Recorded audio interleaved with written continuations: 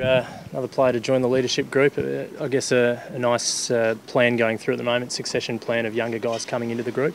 Yeah, Jamie really, I suppose at the start, pretty much since he's been here, has been a leader with our young guys, and I thought the way he played early in the year really stepped up, and we really missed him for the majority of this last year, and it showed that the coach was pretty keen to get him back in towards the back end of the season into finals. So I'm really happy he's had a big pre-season now, and hopefully can really get his mark going this year with the group. Just how much does leadership mean to younger players, and what can it help them do? I suppose it just gives them an opportunity to get out there and give them some direction and really feel a part of the group and give a bit of direction to the group. So Jamie's going to be a great addition, but we've also got some other great young guys who are coming through, and hopefully they can sort of push Drew Petrie out and myself out in the next couple of years. Jamie only played 6 games last year. There must be a big vote of confidence in his abilities from the rest of the playing group to upgrade him. Yeah, he thought he probably was stiff not to win the Sid Barker Best and Fairest last year. Played 2.5 games. Was probably he was best player in those 2.5 games. So he's a quality young kid, and great to have him in the group. How does that make you feel hearing that? Oh, well, I gave it to a few of them. I said, I said to Canners, you should be thanking me. So, look, it's unfortunate that the injury happened, but you can only do what you can do. Jamie, you've got a new contract at the start of the year now, your elevated leadership group. You must feel like your standing amongst the club has really skyrocketed in the last couple of months. Oh, not necessarily. I think I've always known where I sort of stood, and Scotty's pretty good with that sort of stuff. He'll sit you down and let you know where you're at. So, the contracts are just these days they just happen. That just sort of got done pretty quickly, and then I've been having constant chats with Scotty over the last sort of year, and especially last year he did the same injury I did. So I've always sort of known where I stood, but it is just nice having that vote of confidence, I suppose, from the playing group. Has it been an ambition of yours always to be a leader? When I first got in here, when I first got to the club, you don't really think a whole lot about that sort of stuff. But over the last couple of years, it's certainly something that I've enjoyed doing, and we've got a good program here for a lot of the younger guys to sort of get a little bit of a taste of it. And I sort of over the last couple of years had a little bit of a taste on a few different things, and Spitter helped me out here and there, and so it's nice to get into the group, and looking forward to it. You're confident using your vocal ability out in the field this season in terms of that leadership capacity? Yeah, it's one thing he doesn't mind doing. Yeah, I don't mind having my say out there. No, it's that's something that's I think has come pretty naturally to me. So I'll be looking to more develop a few of the other areas that I've probably got to work on first. But that's the least my worries at this stage. And what are some of those areas? Have you had a chat with Scotty over the summer about taking the game to that sort of next level? Not a massive chat. I think for me, a lot of my game's around just building a little bit more consistency and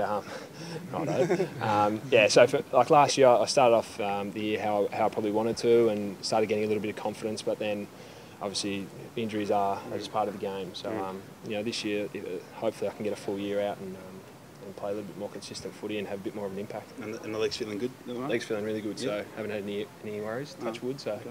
Good. Yep. And Andrew, obviously, you guys came pretty close. I mean, in terms of where you finished in the finals, not so much the margin, but you were in the top 4 last year. I mean, how much is that sort of driving the guys over the pre-season to get so close, I guess, but so far in the end, I guess? Oh well, we still got showed up. That we still need a fair bit of work to do. So. That's been what we've really focused on, and we're not going to sit here and relax and pat ourselves on the back. So we still got a lot of hard work to go, and getting towards the end of pre-season training, and hopefully into some games in the next week or two. So that's when we'll sort of start, really starting to crank things up again, and really get ourselves right for round 1, because it's a long year.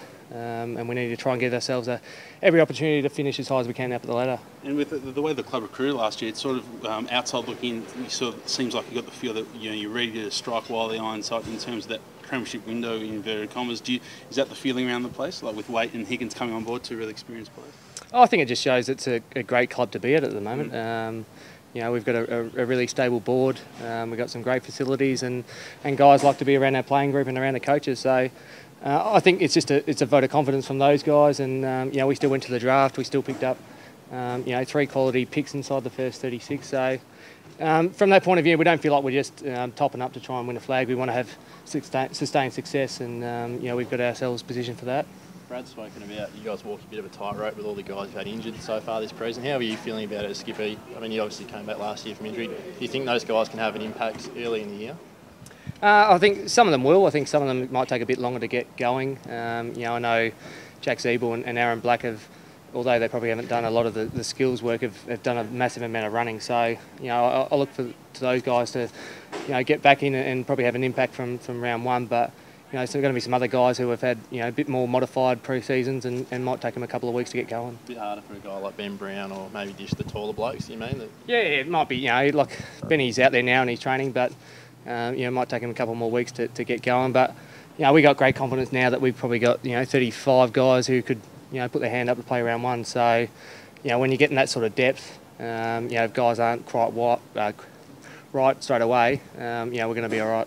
The first 5 to 6 weeks of the season can be critical in the team's top 4 chances.